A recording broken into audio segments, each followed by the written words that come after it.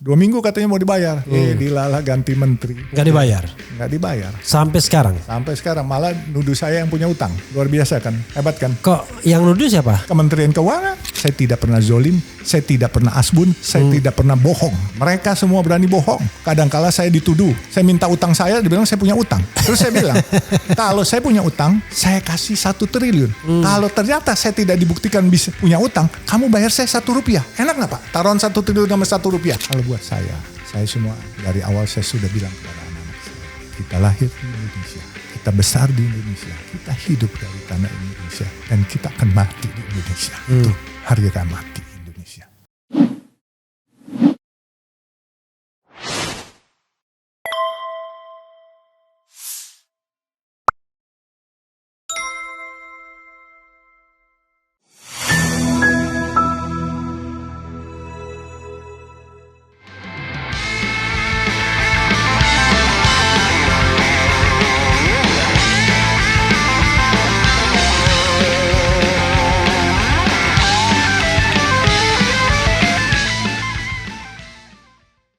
Dan insya Allah Jakarta akan memberi contoh, walaupun bukan ibu kota lagi nantinya, tapi Jakarta akan menjadi parameter dalam keberagaman. Terutama buat Golkar oke. Oke. Salaman, pilkada tanpa money politik, Bah. Terima kasih. Jadi satu hal yang kita sepakat adalah pilkada tanpa money politik ya. Jadi siapapun elit-elit politik yang mau mencalonkan Bapak Alun, beliau sudah punya komitmen tanpa money politik. Berdebatlah program, bukan nyerang pribadi ya. Oke. Bah, pada bagian kedua ini saya mau yang lebih personal ya. Eksistensi Babah sebagai pengusaha, sebagai seorang mualaf ya. Sebagai orang yang zaman dulu kena penjara juga yang saya dengar ceritanya kan. Saya mau memulai dari yang terkait dengan kemualapan Babah. Saya kira ini pertanyaan yang mengulang, tetapi barangkali ada sisi-sisi yang belum Babah ceritakan. Silakan, Bah. Ya, saya waktu itu saya cuma datang ingin bertanya saja ke Masjid Agung Al-Azhar, diterima oleh Ustadz Jaini sebagai sekretaris Masjid Agung Al-Azhar. Saya dibawa ke Raden Patah 3 nomor 1, rumahnya almarhum Buya Hamka, dan ketemu Buya. Terus ditanya, kenapa? Saya bilang, saya niat mau masuk Islam. Oh gitu, sebentar, kalau nggak salah Buya masuk ke dalam terus keluar lagi. Ya udah kita ini aja syahadat. Saya bilang syahadat apa tuh? Kita baca-baca katanya mau masuk Islam. Iya, saya bilang saya mau belajar dulu. Besok aja saya bilang saya belajar dulu. Oh nggak boleh, harus hari ini. Saya masih bilang, kok maksa? Saya bilang kenapa harus hari ini? Beliau dengan cinta kasih mengajarkan. Dia bilang kalau kamu pulang ke rumah terus kamu kenapa-napa meninggal sebagai non Muslim, dosanya di Buya. Saya kaget. Oh ya udah, tapi saya bilang saya nggak bisa baca nih, ikutin saya aja. Ikutin apa? Baca 2 kalimat syahadat. Akhirnya salaman, asyhadu alla ilaha illallah wa asyhadu anna muhammadar rasulullah. Udah katanya, kamu Muslim dan dosa kamu semua bersih. Kamu bagaikan bayi yang baru lahir, berbuatlah baik. Ya, sebarkan, harumkan nama Islam, terutama di komunitas kamu, bahwa Islam dengan Cina sebenarnya nggak ada masalah. Bahkan dulu kalau nggak salah ada pepatah dari Rasulullah itu, utlubul ilma walau bisin, tuntutlah ilmu itu walaupun sampai ke negeri Cina. Jadi zaman Rasulullah pun udah ada hubungan dengan Cina katanya. Jadi dulu di Cina itu banyak beraneka macam agama dan yang mayoritas katanya Islam, tapi diberangus sama komunis. Jadi sekarang mudah-mudahan dengan kamu jadi mualaf, kamu sebarkan dan suruh mereka, ajak mereka dengan baik kembali ke agama leluhur mereka. Itu aja yang Buya bilang. Bahkan saya mendengar film yang Kung Fu Master itu, guru siapa? Itu seorang Muslim katanya. Banyak Pak. Iya, gitu. Jadi yang banyak. terkenal ada seorang guru Kung Fu Master gitu. Oke. Tapi kan pasti ada sebabnya kenapa Babah kemudian pengen ke Masjid Al-Azhar itu. Masa tiba-tiba ujuk-ujuk nggak ada sebabnya. Betul. Jadi dulu saya aktif di Bakom PKB, Badan Komunikasi Penghayatan Kesatuan Bangsa. Itu masalah pembauran bangsa. Ya. Saya bersama senior saya waktu itu Haji Sudrajat Broto Kuncoro. Sorry, usia berapa Babah waktu 81 ya? 81 itu usia 23 23. 23 tahun, oke. 23, 24. Ya. Jadi saya tuh dari umur 20 sebenarnya udah aktif di Badan Komunikasi Penghayatan Kesatuan Bangsa yang dulu ketua umumnya Sindunata. Oke. Ya. Terus saya... Sindunata yang suka nulis tentang sepak bola itu ya? Oh bukan, itu yang muda. Ini Sindunata udah tua, udah sepuh. Oke. Ya, itu terus, satu level sama Pak Kwi Kian Gila. Oke. Nah akhirnya saya waktu itu ngeliat di majalah Tempo. Ada seorang teman Tionghoa yang udah senior masuk Islam di Masjid Agung Al-Azhar. Saya bilang, waktu itu saya lagi kantor Bakom PKB di Jalan Srikaya nomor 6 di Menteng situ di belakang stasiun Gondang Dia. Iya. Saya bilang Pak Derajat, ini ada orang masuk Islam nih. Saya bilang, anterin saya yuk kita tanya-tanya di Al-Azhar. Niatnya cuma mau nanya-nanya doang itu. Berarti cepet banget deh hidayahnya. Iya, langsung niat mau hidayah udah ada Pak. Saya di Hitan umur 17. Oke. Sudah di Hitan karena teman-teman saya, saudara-saudara dari suku Kutai, Banjar, Bugis, Madura itu tukang jualan batu cincin di Samarinda. Iya. Saya sering nongkrong kalau sore tuh dulu jam 5 Samarinda sepi. Iya. Ya kan cuma tukang batu cincin. Nah teman-teman saudara-saudara Madura, Bugis yang pada dagang. Nah saya suka jagain dagangannya. Nah pada saatnya maghrib dia bilang, Lun jagain ya katanya, saya mau sholat. Terus ntar Isya dia suruh saya jagain lagi. Akhirnya saya banyak tanya, apa sih Islam? Nah itu hidayah sudah mulai timbul tapi nggak berani. Tahun berapa itu? It was 70-an, 74 tuh umur 17 berarti dia di Samarinda ya pernah ya? Saya pernah di Samarinda. Saya besar dewasa lebih banyak di Samarinda. Saya lahir Jakarta tapi orang tua saya lahir Kalimantan Timur semua di Samarinda. Oke. Jadi ya akhirnya saya lebih mengenal Islam lagi setelah saya hijrah ke Jakarta.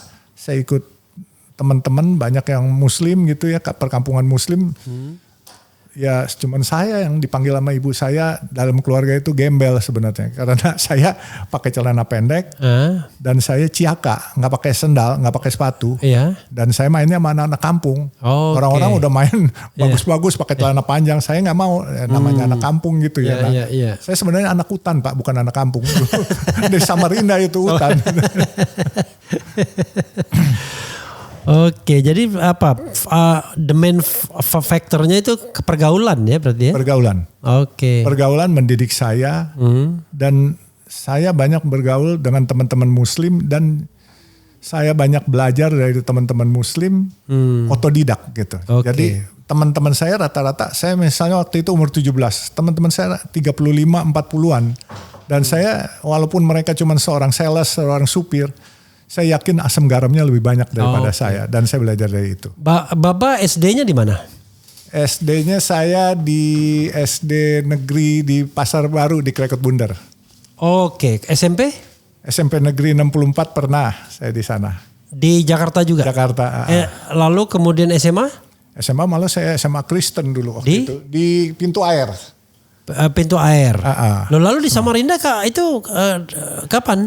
Saya tuh kan waktu sekolah nakal Pak, saya pindah ke situ, habis tawuran pulang ke sana, terus ntar udah aman balik lagi, gitu, kabur ke sana. Belakangan waktu saya kuliah tingkat 1, terus ya ada waktu itu ribut sama anak Kopassus, akhirnya saya hijrah pulang ke kampung sana. Nah, terus saya masuk ke Hulu Mahakam Pak, saya takut waktu itu. Oke, jadi kalau kuliah di Untak? Oh saya banyak Pak. Trisakti tahun 74. Enggak lulus? Enggak lulus setahun Pak baru. Gimana mau lulus? Untak. Setahun juga. Jayabaya Sospol. Ya. Terus di luar negeri saya diambil pernah. Kolombia? 77-78 British Columbia situ. UBC setahun juga Pak. Yang penting bisa bahasa Inggris. Enggak lulus juga? Enggak lulus juga Pak. Untung enggak lulus Pak. Iya. Kalau lulus enggak jadi pedagang Pak. Iya benar. Jadi dosen. Lalu? Ya udah cukup ngapain banyak-banyak. Jadi memang kalau kita mau jadi pengusaha jangan lulus kuliah. Enggak begitu matematik entah semua orang pada kagak mau kuliah. Enggak masalahnya kalau kita kuliahan itu biasanya enggak mau ngambil resiko. Oh iya itu namanya dia enggak mau jadi bes kota. Dia maunya jadi big bet aja. Oke luar biasa ya. Oke saya mau lompat sedikit. Soal jadi pengusaha dan jadi pemain politik dalam tanda kutip ya. Jadi pengusaha dulu Bah ya, pasti orang kemudian tanya, gimana sih ini ujuk-ujuknya seorang Baba Alun tiba-tiba kok bisa menjadi pemegang saham atau pemegang saham mayoritas atau pengendali CMNP. Dan orang tahu CMNP itu Citra Marga Nusapala. Itu perusahaan jalan tolnya Mbak Tutut. Orang taunya zaman Orde Baru yang bangun tol itu ya CMNP ya Mbak Tutut. Atau ada usaha lain mungkin Baba. Mungkin bisa diceritakan Bah, kapan mulai kemudian terjun di usaha? Karena kalau saya lihat orang tua sepertinya pendidik bukan pengusaha ya. Betul. Silakan Bah. Jadi memang orang tua saya dosen, bapak saya, ibu saya guru SMA. Saya kecil memang sudah suka dagang, yaitu dagang es mambo. Es mambo itu es yang di cairan di plastik gitu. Yeah. Terus sama kacang goreng pakai asongan gitu, ngasong. Kemudian dikala mulai SMA, saya berteman dengan teman-teman saya yang lebih senior. Lalu dia bilang masukin pisau potong marmer katanya, keramik gitu, gurindanya katanya. Yeah. Akhirnya beli dari Singapura nyalo. 1 kali, 2 kali bagus, 3 kali duit saya dibawa kabur sama dia. Ya udah, itu pengalaman. Akhirnya saya coba bikin air kargo. Sorry, duitnya dari mana waktu itu? Kumpulin Pak. Oh kumpulin, Uang jajan dikumpulin. Oke. Gitu. Jadi kumpulin, kita mau ikut-ikut, kita ditipu. Ya udah. Terus begitu mulai tahun berapa itu? Itu tahun 70-an lah. 70. Mulai dari SMP, SMA? SMA lah. SMA, oke, silakan. SMA. Ya. Jadi kalau SMP ya dagang es mambo sama kacang goreng. Kemudian terus setelah drop out sekolah gitu, tahun 70 lebih, 78 atau 80-an lah pokoknya. Saya buka air kargo. PT Express apa gitu, kargo. Itu di Jalan Lauca. Di Jalan Lauca 64 kurang lebih 3 rumah dari kantornya Hariman Siregar. Gitu. Jadi kalau Hariman biasanya kalau sore Hariman, Bram Zakir, Willy Rendra suka makan di depan kantor saya itu ada tukang sagurangi sama kacang hijau, dia suka makan di situ. Jadi kita suka ngobrol. Sama Hariman pun saya juga banyak belajar politik, sama Willy W.S. Rendra juga gitu. Ya seiring berjalannya waktu, coba supply di beberapa hotel dulu, ada Hotel Kartika Plaza, ada Kartika Chandra. Supply apa? Supply dia punya merchandise atau dia punya kadang-kala dia kebutuhan cat, dia kebutuhan macam-macam bahan kimia juga ada kita coba. Semua kita cobain, gak ujuk-ujuk langsung gitu. Terus satu hari ada kesempatan kayu di Kalimantan. Nah kita ke sana, mula-mula ya kita kerja di perusahaan kayu. Terus kemudian jadi pemilik perusahaan plywood.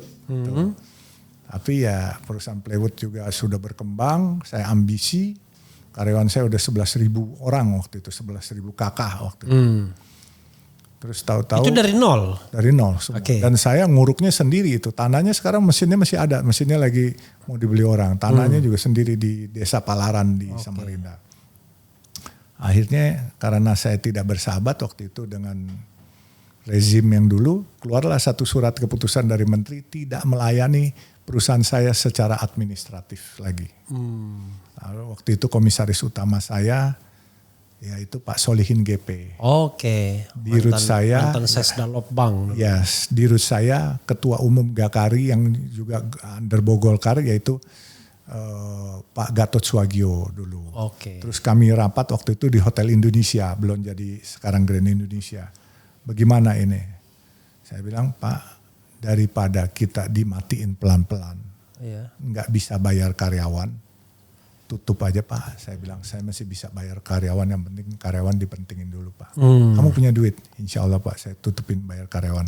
Jangan sampai karyawan di PHK nggak punya duit. Ini nanti lama-lama. Dipesangonkan, diberikan pesangon. Ya, karena udah nggak dilayanin administrasi, berarti saya udah nggak boleh ekspor Pak. Nggak boleh bergerak. Hutan. Dulu masalahnya dengan Kementerian Departemen Perdagangan. Kementerian Kehutanan. Menterinya Jamaludin. Menterinya Jamaludin itu kejam sekali itu. Dia karena disuruh pengusaha yang pesaing saya, yaitu pengusaha yang cukup kuat di zamannya itu, ketua umum asosiasi. Ya, dia cabut itu, dia berikan tidak melayani secara administrasi dan buat saya mendingan harakiri daripada kita dibikin mati pelan-pelan. Oke. Ya tutup aja. Nah, begitu tutup Biasanya kan pengusaha ada backing line tuh misalnya. saya nggak ada backing. Waktu itu saya bicara sama Pak Solihin sama Pak Gatot Suwagyo. Waktu itu pengacara, bukan pengacara, teman saya yang sehari-hari adalah Pak Magdir Ismail. Oke, Ismail, oke. Magdir menyarankan tutup. Hmm. Saya bilang oke, saya setuju. Waktu itu Pak Gatot sama Pak Solihin bilang jangan. Saya bilang saya setuju Magdir Pak. Kenapa? Ini nasib karyawan. Kalau pelan-pelan kita nggak bisa bayar gaji lagi. Kita nggak bisa bayar pesangon. Iya. Sekarang masih ada, kita beresin dulu. Soal nanti bagaimana kita lihat ke depan. Ya, kita bayar 11.000 itu. 11.000 bedol desa Pak. Pada ke Jawa Timur, kepada ke Flores pulangnya ke Makassar, Kendari. Dulu berapa duit untuk pesangon untuk bayar habisnya? Zaman dulu ya. Kurang lebih saya masih ada uang 40 miliar waktu itu. Saya gelontorin semua. Itu gede Pak tahun 90 sekian itu. Iya. Bayarkan semua. Buat saya yang penting nama baik. Iya. Ya kan. Tapi alhamdulillah terus waktu itu gubernurnya kan gubernur sebagai Pangkop Kamtibda waktu itu. Iya. Dia masih bilang waktu buruh udah mulai saya bayar dia bilang punya duit nggak buat pesangon? Punya sih Pak saya bilang tapi mungkin kurang. Udah keluarin kayu katanya. Gue sebagai Pangkop Kamtibda gue bisa berhak daripada keresahan sosial di sini. Keluarkan gue yang teken suratnya katanya. Dokumen lo katanya. Iya. Saya keluarkan lah Pak kayu dari hutan. Kayu-kayu yang udah saya tebang itu nggak boleh diturunin Pak. Keluarin katanya. Wah itu gubernurnya baik itu. Siapa itu? Pak Ardan. Gitu almarhum. HM Ardan. Iya HM Ardan. Itu baik itu. Gubernur mana itu? Kalimantan Timur. Kalimantan Timur ya? Yes. Iya. Gitu. Jadi dikasih keluar. Bahkan ya alhamdulillah terus saya jual pabrik. Saya kan ada pabrik lem plywood waktu itu. Saya jual pabrik lem plywoodnya kepada ICI waktu itu. ICI itu Australia. Dia yang terbesar itu. Nah modal ICI itu saya pakai lagi tuh yang jual pabrik lem itu. Iya. Pakai buat bayar utang. Terus sebagian lagi. Pabrik lem? Pabrik lem plywood Pak. Oke. Triplex itu. Terus saya pakai buat bayar utang. Terus sisanya. Wah itu kebenaran lagi blessing. Bank-bank lagi pada ras itu. Bunga bisa 1 tahun 250%.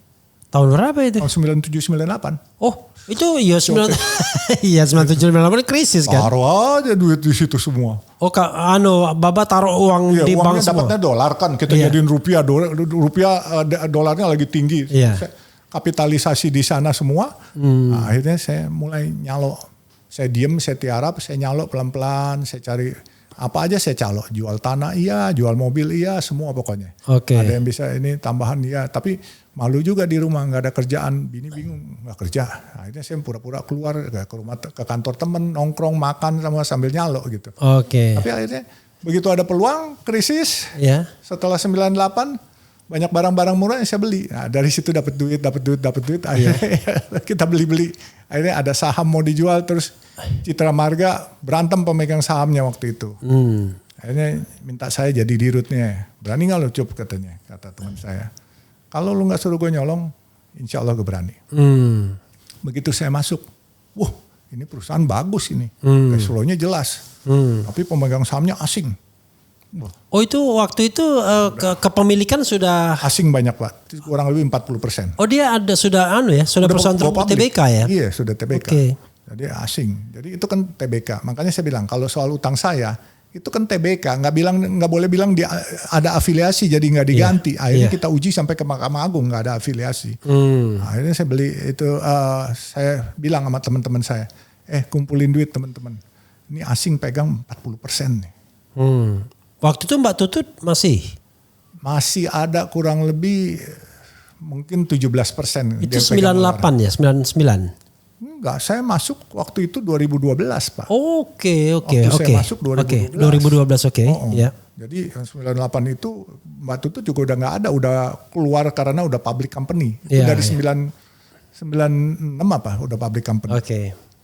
Nah jadi saya masuk 2012, saya lihat asing, saya pikir waduh sayang banget nih barang.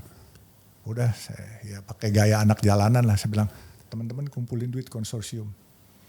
Ntar saya mau kasih statement, pasti asingnya kabur, saya bilang gitu. Itu kabur lu beliin, saya bilang. Terus gen gue apa katanya? Gini, di dalam ada duit 600 miliar, tapi nggak bisa dipakai. Tapi kalau nanti lu udah beli sahamnya ada, terus mayoritas, nih duit bisa gue pakai buat beli saham ini, jadi kita buyback. Oke. Jadi biar lokal yang punya. Iya. Tapi saya bilang ini barang pasti untung. Teman-teman lu mau nggak untung? Nggak ada. Lu kasih gue untung aja 10% 3 bulan katanya. Oke. Saya bayarin. Ternyata mereka mau. Ternyata ini barang jadi bagus Pak. Dari 1 beranak jadi 6 sekarang jalan tolnya. Oke. Jadi iyalah cashco kan orang Iya. cash flow-nya tiap hari. Iya tapi waktu itu Pak minus Pak. Oh minus. Karena dulu nggak ada pemilik Pak. Oke. Jadi banyak orang-orang yang memanfaatkan ini buat kepentingan pribadinya. Oke, karena tidak ada pengendali ya. Ya akhirnya saya masuk. Waduh masuk itu berjuangnya juga lama Pak. 2012 itu saya dikocok sini, kocok sono. Karena nggak mayoritas. Sama pemegang saham yang gede-gede. Tapi ya pelan-pelan saya kumpulin. Begitu mayoritas udah saya kontrol. Dan saya Sekarang 80% konsorsium. ya bahkan lebih kali. Lebih ya. Artinya pokoknya pemegang pengendali sekarang. 85 mungkin Pak. 85 sebagai pemegang pengendali.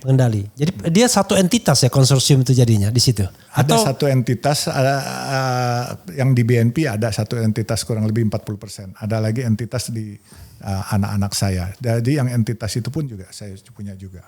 Oke. Gitu. Ada grup yang join. Iya. Grup Tapi tidak individual anunya sahamnya atas nama individual enggak ya?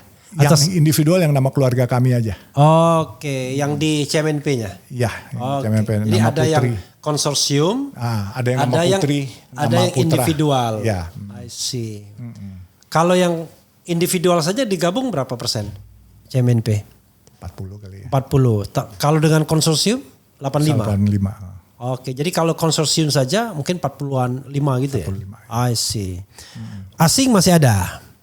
Asing masih ada. Oh, asing udah gak ada ya? Alhamdulillah udah gak ada. Oke, jadi begitu ya. Sebenarnya baru juga ya, nggak lama-lama amat. Kalau dihitung-hitung ya baru mapan di 10 tahun terakhir mungkin ya. No, 2015-16 lah baru saya kontrol semua. Oke. Sebelumnya berantem terus. 2015-2016. Yes. Loh, pantas saja saya jarang mendengar Babah Alun dulu. Karena ngurusin di dalam ribut melulu. Saya kan jadi komet 2015 mulainya. Iya, karena setiap 3 bulan sekali ganti pengurus. Iya. Semua pemegang saham berantem kita cari. Kalau dulu kan kalau sama Jasa Marga ributnya soal pembagian jalan tol. itu zaman Paham Sahas tuh saya ingat saya pernah datang tuh. Ya. Sekarang berapa persen pembagiannya sudah? 45-55. Oh masih lama, masih yang bagus. 55 CMNP. Iya, karena apalagi sebenarnya kita bangun yang baru Harbor 2 ini itu harusnya kita dapat lebih, tapi ya udahlah kita kurang lebih aja lah. Ya, kan? Jadi memang begitu. Dulu isunya sama CMNP ya soal pembagian itu aja itu ya. Oke. Bisnis lain nggak ada sampai sekarang? Saya alhamdulillah saya nggak ada karena buat saya saya sudah sepuh, saya nggak greedy lah Pak.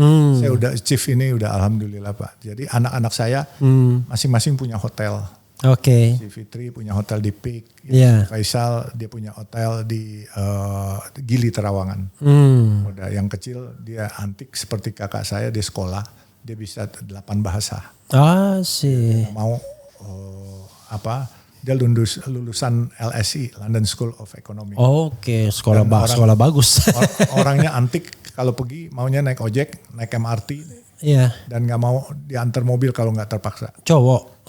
Oh, boleh lah nanti kita ngobrol-ngobrol di sini. Yang antik begini kita perlu openin. Dia orangnya dia yang bikin itu Pak, book hive. Jadi di setiap taman-taman di Jakarta ini dia sediakan perpustakaan lemari dengan dia isi buku-buku. Oh ya, itu orang kan boleh pakai, boleh ambil, boleh bawa pulang dan orang boleh ngisi. Oke, boleh juga dong. Udah ada di Bali juga ada, Surabaya udah ada outletnya. Dan itu akhirnya dia cuma bilang sama bapaknya doang, "Pak, itu bikinin boxnya," katanya. Bayar katanya. Dia sendiri bukan pengusaha. Dia bukan pengusaha. Oke. Dia beruntung lah Pak. Kalau saya kan bukan anak orang kaya, saya anak guru. Iya. Kalau dia anak orang kaya. Anak orang kaya dia. Dan paling enak anak orang kaya daripada jadi orang kaya. Asal bisa memanfaatkannya dengan baik Pak. Iya kan. Karena yang pusing itu bapaknya, anaknya nggak pusing biasa. Luar biasa. Oke. Jadi pet bisnisnya begitu ya. Kalau politik gimana? Tadi kan memang katanya sejak pramuka, tapi kan itu ya oke lah, itu kan underbow apa-apa. Tapi masuk dalam inner circle-nya ketua umum Golkar sekarang dan mungkin sebelumnya gimana jalan ceritanya Bapak? masuk di Golkar itu kurang lebih zamannya Pak Sudarmono yang masuk. Itu tahun 80-an. 80-an. Dan waktu itu saya juga diajak Bu Adam Malik sering, terus akhirnya kenal sama Pak Darmono, terus waktu itu Pak Darmono sebagai Ketua Umum Golkar, saya dipercaya, bahkan saya diminta Pak Mani Huruk, yaitu Ketua Harian Golkar, untuk membantu saya jadi komisaris di salah satu perusahaan saya juga. AE Mani Huruk. AE Mani Huruk. Jadi itu komisaris utama saya. Dan ya terus saya kenal sama Pak Gatot Suwagyo, Ketua Umum Gakari, salah satu ketua Golkar juga. Terus sampai ke Pak Solihin GP gitu. Dan Bapak mungkin nggak percaya kali. Pak Solihin GP sampai akhir hayatnya masih membantu saya di perusahaan. Itu tetap ada namanya di perusahaan saya. Gitu. Jadi saya kehilangan itu orang baik, orang sangat bersih. Itu luar biasa orang tua itu. Orang paling ngetop itu selalu bilang Sesda Lopbang, Solihin GP. Pokoknya tanya Sesda Lopbang aja. Itu orang baik Pak, benar-benar. Saya nggak pernah ketemu orang baik begitu, bersih Pak, bersih. Solihin GP ya. Saya hormat banget. Jarang Pak, manusia langka itu. Iya. Nah, itu zaman Sudarmono, waktu itu sudah pengurus ya? Saya nggak pengurus. Nggak pengurus. Saya waktu itu pengurus Kadin Jaya. Tapi kan itu semua under Golkar. Iya. Saya tidak mau pengurus di DPP, tidak. Kalau kemudian setelah itu pernah jadi pengurus Golkar, DPP Golkar? Pernah. Saya zaman Pak Erlangga, saya wakil ketua bidang Kesra. Sekarang ya? Wakil ketua koordinator, sekarang penasehat. Sekarang penasehat. Salah satu penasehat. Ya, saya di PBNU juga pernah jadi salah satu ketua di PBNU. Terus sekarang saya di bendahara karena saya bilang saya nggak bisa aktif. Sekarang bendahara PBNU? Bendahara, salah satu bendahara PBNU. Salah satu bendaharanya. Bendahara. Jadi lumayan juga, jabatannya banyak, kerjaannya juga banyak, capek juga ini. Ya yang namanya orang banyak duit, pengusaha, apalagi pengusaha yang loyal dan royal, ya pasti banyak jabatannya. Ya juga Pak. Baik di PBNU, baik di Golkar saya nggak pernah aneh-aneh gitu maksudnya. Jadi memang lain Pak. Mereka memang, saya kadang-kala tanya Pak Erlangga. Pak, saya ke kantor kerja, saya pakai celana jin ya. Saya bilang kalau nggak pakai celana jin saya nggak mau jadi staf khusus Bapak. Boleh, tapi kalau lagi rapat sama ini Dewan Guru semua, ahli-ahli ekonom, lu pakai celana jin ya warna hitam dong katanya. Siap Pak, kalau enggak boleh dong Pak pakai celana jin biru, boleh katanya. Saya bilang, dia bilang malah kalau Yusuf Hamka nggak pakai jin, terus nggak pakai baju tangan pendek, namanya bukan Yusuf Hamka katanya. Kan pernah satu hari saya diajak untuk penutupan BEJ. Itu tahun 2020 atau 2021. Saya waktu itu akhir tahun, ikut saya katanya. Mana Pak BJ? Saya ikut aja, saya kan pakai baju begini aja. Terus ajudan bilang, dari mobil di depan kan dia, Pak dress code-nya harus batik katanya. Terus saya bilang sama Pak Erlangga, Pak gue kagak bawa batik Pak, baju gue begini, gue gak usah ikut Pak, saya bilang gitu. Terus Pak Erlangga nyeletuk, tahu gak nyeletuknya santai. Yusuf, kalau dipakein batik bukan Yusuf Hamka, Yusuf Batik namanya. Kalau Yusuf Hamka ya begini katanya. Udah ikut. Dia kebenaran beliau mewakili presiden Pak. Presiden waktu itu lagi berhalangan untuk nutup Bursa Efek Jakarta. Bapak tahu yang datang menteri-menteri semua Pak. Ada waktu itu ada Kabar Eskrim Pak Agus sekarang Wakapolri. Itu semua ada menteri-menteri sampai nyalamin saya, ngeliatin saya dari atas sampai ke bawah kaki. Saya bukan gak hormatin dia Pak, saya diajak bagaimana. Iya, cuman saya kadang-kala maksudnya kenapa sih ini menteri-menteri pada ngelihat baju saya begini gitu, bukan saya gak menghormatin dia. Terus saya pulangnya saya ngadu sama Pak Erlangga. Pak saya malu Pak. Oh sebelum pulang disuruh foto, session foto. Itu semua pakai baju rapi Pak. Menteri Keuangan pakai batik semua, yang laki pakai batik. Saya nyempil juga Pak, ikut pakai baju tangan pendek gitu. Terus pulang saya bilang, Pak gak enak lu Pak. Saya bilang, saya kan bukan siapa-siapa sampai diliatin begitu. otak mereka juga belum tentu lebih pintar dari lu katanya. Gitu. Wah, saya bilang bapak nyenengin saya. Enggak, saya kan tahu kapasitasnya Sup katanya. Alhamdulillah rezeki anak soleh kan Pak. Yang pasti Pak, otaknya belum tentu Pak. Maksudnya itu saya tuh pasti lebih bodoh dari mereka. Enggak juga, semuanya belum tentu. Tetapi soal sportivitas, soal gentleman, mungkin saya bisa bilang saya lebih sedikit dari mereka. Komitmen saya lebih sedikit dari mereka. Karena saya tidak pernah zolim, saya tidak pernah asbun, saya tidak pernah bohong. Gitu. Mereka semua berani bohong. Kadang-kala saya dituduh. Saya minta utang saya, dibilang saya punya utang. Terus saya bilang, kalau saya punya utang, saya kasih 1 triliun. Kalau ternyata saya tidak dibuktikan bisa punya utang, kamu bayar saya 1 rupiah. Enak gak Pak? Taruhan 1 triliun sama 1 rupiah. Iya. Iya, sempat ribut dalam tanda kutip ya. Sempat ribut-ribut Baba Alun nagih utang. Iya. Terus dibilang saya utang. Itu jalan ceritanya gimana, Bah? Ya jadi gitu. Saya kan ada perusahaan kan punya deposito. Perusahaan apa waktu itu? Citra Marga. CMNP. Waktu saya masuk kan saya berhak, itu udah putusan pengadilan, saya uber dong. Iya. Bahwa negara punya utang, saya uber. Karena itu utang perusahaan atau utang Baba Alun? Utang perusahaan, oke. Iya, saya uber.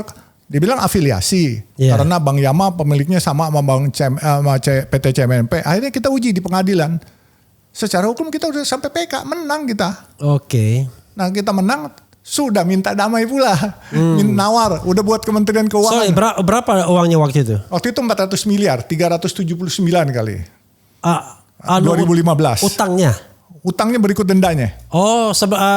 Depositonya cuma 78, 79 miliar. Depositonya 78. Tapi dendanya kan 2% selama dari tahun 98. Gitu. Atas karena putusan pengadilan ya? Iya, terus akhirnya saya somasi, minta damai. Waktu itu Pak Menteri Keuangannya Pak Bambang Brojonegoro. Terus Kepala Biro Hukumnya Bapak Indra Surya Sarjana Hukum. Saya kenal Indra Surya. Ya. Nah, Bapak boleh tanya. Beliau yang minta teken. Saya bilang, Pak 2 minggu ya bayar, saya kasih diskon. Diskonnya bukan 50%. 70% kali. Dari 400 saya potong jadi 179. Jadi kurang lebih 230 saya diskon. 230 ya 40 ya. Mungkin 70%. Enggak 60%-an saya diskon. Tanda tangan. 2 minggu katanya mau dibayar. Dilalah ganti menteri. Enggak dibayar? Enggak dibayar. Sampai sekarang? Sampai sekarang. Malah nuduh saya yang punya utang. Luar biasa kan. Hebat kan. Kok yang nuduh siapa? Kementerian Keuangan. Bu Sri Mulyani? Anak buahnya. Maksudnya utang perusahaan atau utang pribadi? Saya katanya masih ada utang BLBI. Saya nggak pernah terkait dengan BLBI sama sekali. Makanya saya bilang asbun semuanya kan. Jadi kan kembali ke solokan saya. Jadi utang BLBI atas nama Baba Alun. Citra Marga katanya. Citra Marga. Oke, sama-sama CMNP ini ya. Dipikir. Vice versa pokoknya bolak-balik ya. Akhirnya belakangan ngaku PT Citra yang lain bukan Citra Marga. Aduh Pak, malu banget. Itu kan nama saya, the damage already done. Ya kan? Tapi ya hari itu ya udah minta maaf ya sudahlah. Mereka kan asal bunyi aja. Tapi kan Bapak ngerti kan. My value is 1 trillion. Iya. Mereka 1 rupiah Pak. Iya. Aduh. Sekarang belum dibayar? Boro-boro kita kirimin surat, kita tanya. Kagak dijawab, di telepon juga kagak. Sekarang pertanyaannya adalah, kan Bapak punya teman tuh, Erlangga Hartarto. Nah, saya orang yang tidak pernah mau konflik of interest Pak. Ya kan. Ya saya kan ubernya Kementerian Keuangan dan waktu itu kan Pak Mahfud MD Polhukam sebagai Ketua Satgas BLBI. Satgas BLBI bisa menyelamatkan uang orang 30 triliun. Saya kan boleh nagih, ini kan saya korban nih. Nah Pak Mahfud MD cuma sempat bilang, jangankan kamu 25-26 tahun, ada Haji Tamin katanya yang di Aceh. Dia dagang ke Malaysia, waktu ganyang Malaysia dia tuh dibekukan sampai sekarang 60 tahun nggak dikembalikan katanya hartanya. Jadi dia bilang ya inilah. Nah akhirnya timbul ide dari teman-temannya lawyer di sana bahwa nanti kita judicial review aja katanya, bahwa warga negara kalau utang kepada negara nggak bayar bisa disita jaminan barangnya. Negara juga harus bisa disita katanya. Dia bilang kita uji aja dulu katanya judicial review. Dia bilang udahlah nggak usah lah, kita nunggu aja kan. Biar bagaimana buat saya kan negara punya utang. Kan sekarang negara punya utang, hitungan Baba berapa utangnya? Kurang lebih mostly almost 800 Pak. Oh jadi tidak berlaku lagi yang Oh nggak mau, perdamaian 179 lagi udah ke laut itu, udah nggak mau saya. Saya udah somasi sekali, 2 kali, 3 kali bahwa kalau nggak dibayar saya batalkan ini. Nggak dibayar batalkan. Nah kemarin Desember kemarin sempat dipanggil. Yang lucu bukan kembali ke 179, mau nawar di 78 miliar. Oh. Nah, jadi ya buat saya. Nilainya value-nya udah jauh banget ya. Iya buat saya gini Pak, saya sih bukan orang yang kaya banget. Tapi rasanya ada rasa bangga tersendiri lah. Walaupun saya nggak ada utang negara, tapi negara punya utang sama saya kan keren Pak. Itu. Real utangnya. Real Pak, bukan rambut Pak, itu duit itu utangnya. Tak, Bapak juga kemarin waktu Jokowi Ma'ruf sebagai bendahara. Sempat bendahara sebulan ya Pak. Oh sebulan doang. Sebulan doang. Setelah itu Erick Thohir. Erick Thohir ketuanya. Trenggono. Oh Trenggono. Kan dulu ada 2. Wahyu Sakti Trenggono. Iya. Iya. Jadi saya bilang waktu itu Pak Jokowi meresmikan jalan tol Desari saya. Iya. Terus beliau menghimbau swasta harus diajak kerjasama seperti ini. Bagus membangun karena negara tidak bisa sendiri. Ayo bergandeng tangan sama swasta. Langsung saya izin Pak Jokowi. Pak saya kan sekarang bendahara TKN. Sudah ada 2 bendahara Pak. Lebih baik 1. Nanti tidak produktif lagi. Saya bilang buat apa 2, ya mendingan 1 saya kembangin jalan tol aja boleh Pak. Boleh tapi lapor ketua umum kamu katanya gitu. Lapor. Minta izin sama ketua umum kamu. Erlangga.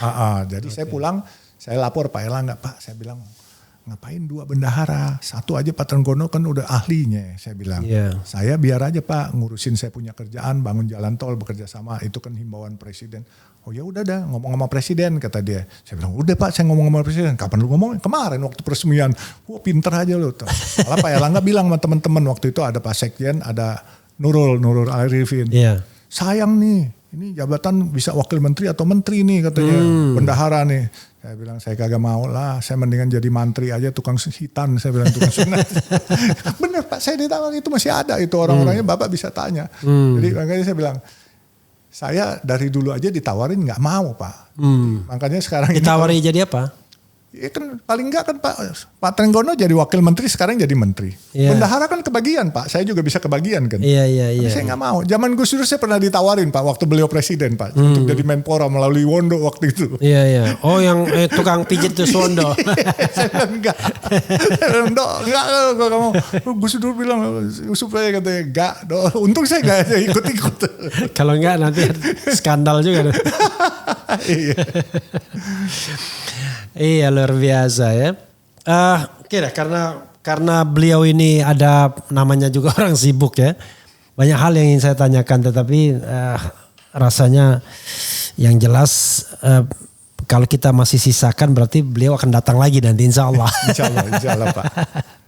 Karena orang kayak beliau ini apa ya istilahnya ngomong itu tidak tedeng aling-aling itu yang paling penting ya. Frankly speaking ya. Yang penting ngomong apa adanya, jangan ada apanya. Ada apanya. Tadi terakhir kalau nggak ada duit, kalau banyak Jadi gini, kalau punya duit kalau banyak duit jangan sombong. Kalau banyak duit jangan sombong. Nggak banyak duit jangan bohong. Nggak banyak duit jangan bohong. Nggak punya duit jangan nyolong. Nggak punya duit jangan nyolong. Kalau lu utang jangan songong. Kalau lu utang jangan songong. Mancing aja Bapak nih. Jadi yang songong itu adalah Kementerian Keuangan. Enggak, saya nggak bilang gitu. Bah, silakan Bapak closing statement secara umum ya. Saya berterima kasih bahwa hari ini saya bisa berkenalan dengan Bapak juga menambah wawasan saya. Tetapi sebagaimana cita-cita proklamator kita bersama, founding father kita bahwa kedepannya kita kalaupun ada pesta demokrasi kita harus laksanakan sebagaimana pesta yang happy, yang bahagia. Jangan lagi kita bahwa identitas ya kan politik identitas semuanya kita harus mulai tambah dewasa, berjiwa besar dan kita harus yakin, aku yakin bahwa kita satu bangsa, satu tanah air. Dan walaupun berbeda agama, berbeda suku, tapi we are one nation. Kalau sama, hewan, kucing, anjing kita bisa sayang. Masa karena sesama manusia beda agama atau beda etnis kita harus saling bermusuhan. Kita harus benar-benar membuat Indonesia ini yang plural ini menjadi sesuai sila ketiga Persatuan Indonesia. Jadi we are Indonesia tanpa embel-embel lagi. Gak ada lagi pribumi non pribumi. Kita harus bergandengan tangan bersama. Kita lihat di Filipina, ya kan? Kita lihat Thaksin di Bangkok, di Thailand. Dia orang Tionghoa, ya kan? Tetapi dia dicintai rakyatnya, walaupun dia jadi buronan oleh pemerintahnya. Yeah. Nah, tidak semua orang Tionghoa itu semua maksudnya buruk, juga tidak semua baik, memang kita mengerti. Sama seperti manusia lainnya. Sama seperti manusia lainnya. Oleh sebab itu ke depan kita jangan melihat perbedaan itu. Yang penting dia mau mengabdi kepada negara kita tercinta. Kalau buat saya semua dari awal saya sudah bilang kepada anak-anak saya, kita lahir di Indonesia, kita besar di Indonesia, kita hidup dari tanah Indonesia, dan kita akan mati di Indonesia. Itu harga mati Indonesia. Udah itu aja saya bilang. Luar biasa ya, beliau sambil berkaca-kaca. Tapi untuk menyegarkan suasana terakhir, saya bilang, kalau banyak uang, jangan sombong. Itu gak ada masalah, Bah. Yang susah itu adalah kalau banyak uang tetap nyolong. Itu siapa itu? Koruptor lah. Oh gitu ya. Iya, sama dengan sekali. Itu motivasi atau apa istilahnya? Kata-kata mutiara. Kalau misalnya kata-kata mutiara dari Bapak Alun ya. Kalau tidak punya uang, kalau banyak uang, jangan sombong. Kalau nggak banyak uang, jangan bohong. Jangan bohong. Kalau tidak banyak uang, kalau tidak ada uang, jangan nyolong. Kalau ngutang, jangan songong. Itu tidak bahaya semua. Yang bahaya adalah banyak uang tetap nyolong.